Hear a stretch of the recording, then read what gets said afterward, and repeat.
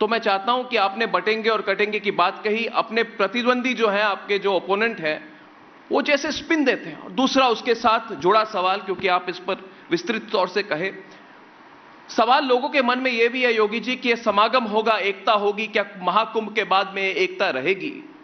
क्योंकि जिस तरह से राहुल गांधी, अखिलेश यादव, तेजस्वी यादव जाति जाति जाति जाति जाति जाति जनगणना की बात करते हैं, सिर्फ जाति की पॉलिटिक्स करते हैं, क्या 100 करोड़ हिंदुओं की एकता महाकुंभ से एक तरह से फिर से जागृत होगी?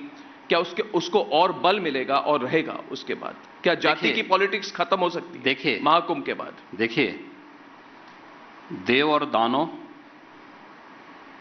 सुर और असुर, ये हमेशा से इस धरती पर रहे हैं और सबको रहना चाहिए। जोड़ने वाले लोग ये मानव परंपरा में हैं, तोड़ने वाले लोग दानव परंपरा को मानने वाले लोग हैं, उनके अनुयायी हैं। तो दानवों ने हमेशा तोड़ा है, वे आज वही बात करते हैं। जो लोग भारत को डिस्कवरी ऑफ इंडिया से भारत को देखना चाहते हैं जी, जिनका नजरिया वह है जी, वे भारत को नहीं समझ पाएंगे, वे नहीं समझ पाएंगे। जो अपने को एक्सीडेंटल कहते हैं वे भारत को नहीं समझ पाएंगे। भारत को वही समझ पाएगा जो भारत की इस आध्यात्मिक परंपरा को, जो राम की परंपरा है, कृष्ण की परंपरा है, भगवान शिव की परंपरा है, शक्ति की परंपरा है, इस परंपरा के प्रति श्रद्धान्वित हो जी, वही भारत को जान पाएगा। एक और मुझे लगता है कि उसकी चिंता नहीं करनी है। देश की जनता जागरूक हो चुकी है, एक्सपोज हो चुके हैं लोग, इनको इससे ज्यादा नंगा करने की आवश्यकता नहीं है। क्योंकि हमें तो कभी कभी डर लगता है कि कहीं इससे ज्यादा इनको और एक्सपोज करें तो कहां ये मोती खाने लायक बचेंगे, कहीं नहीं बचेंगे। एक दूसरी स्थिति है, जहां तक आपने वक्फ की बात की है जी, मैं तो कभी कभी आश्चर्य होता है, ये वक्फ बोर्ड है या कोई माफियाओं का बोर्ड है, भू माफियाओं का बोर्ड बन गया है। अरे याद रखना, एक एक इंच लैंड लेंगे, एक एक। और हमने उत्तर प्रदेश वक्फ अधिनियम में संशोधन किया है, पूरी 1369 फसली से लेकर के अब तक की एक एक राजस्व के अभिलेख की जांच करवा रहे हैं, और जिसको भी वक्फ के नाम पे कब्जा किया होगा उस एक एक इंच लैंड को लेकर के वापस करेंगे और गरीबों के मकान बनाएंगे, सार्वजनिक संस्थाएं, अस्पताल बनाएंगे, अच्छे शिक्षण संस्थान बनाएंगे। और कुंभ में दावेदारी करने वाले लोग जी, अपनी गनीमत देखो, अपनी खाल बचा लें तो गनीमत होगी उनके लिए। वो कहते हैं कि वो कहते हैं, सवाल मेरा है, वो कहते हैं कि ये हमारी धार्मिक अधिकार, हमारी धार्मिक अधिकार हमसे कैसे खींची जा सकती? जब इनका बीज नहीं फूटा था, हमारी कुंभ की परंपरा उससे पहले से है।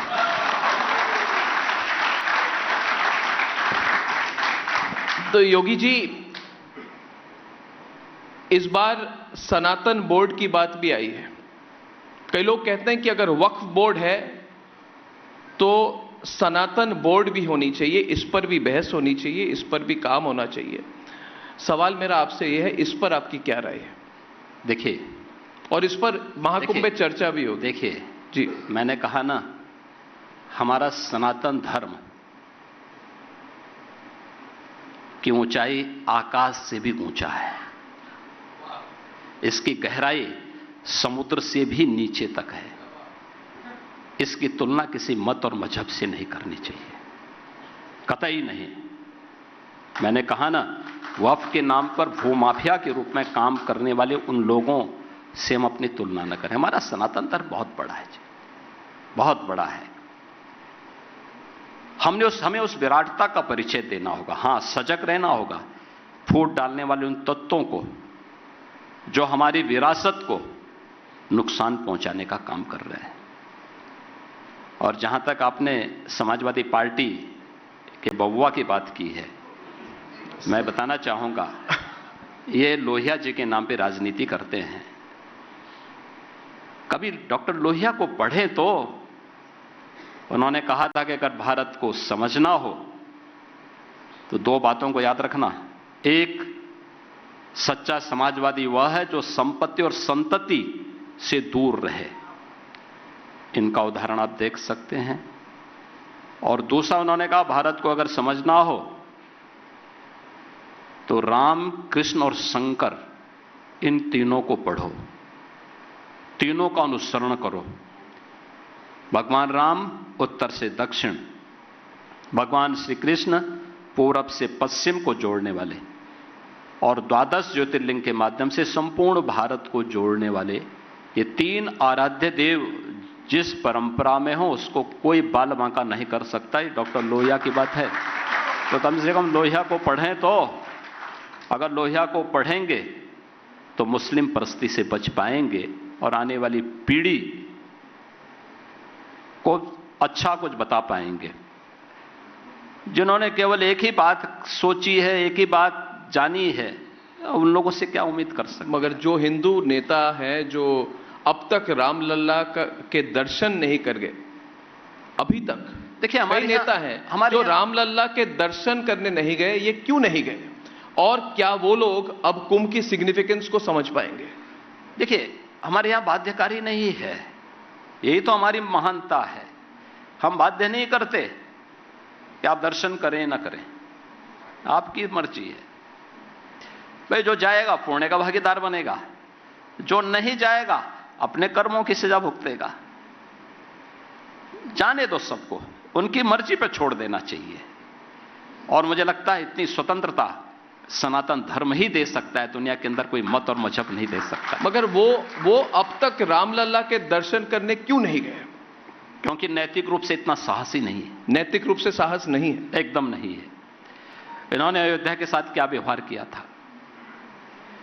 अयोध्या को विकास से वंचित किया जी, अयोध्या को उसके अधिकार से वंचित किया, अयोध्या को उसकी विरासत से वंचित किया। तो ये तो विरासत के तो विरोधी हैं ही, विकास के भी विरोधी हैं। जिन्होंने अयोध्या के वासियों के साथ सौतेला व्यवहार किया है, उनको नैतिक रूप से अयोध्या जाने का कोई अधिकार नहीं। जो नैतिक रूप से परिपक्व होगा वही अयोध्या जा पाएगा। योगी जी, आपको याद होगा, और जब मैं आपसे मिलता हूं मैं थोड़ी सी लिबर्टी लेता हूं, खुलकर बात पूछ लेता हूं। 3 साल पहले आपसे मुलाकात हुई थी, अयोध्या सरयू के तट पर इंटरव्यू किया था आपके साथ मैंने, और आपने उस बार बुलडोजर की बात कही थी और एक तरह से खलबली मच गई थी उसमें।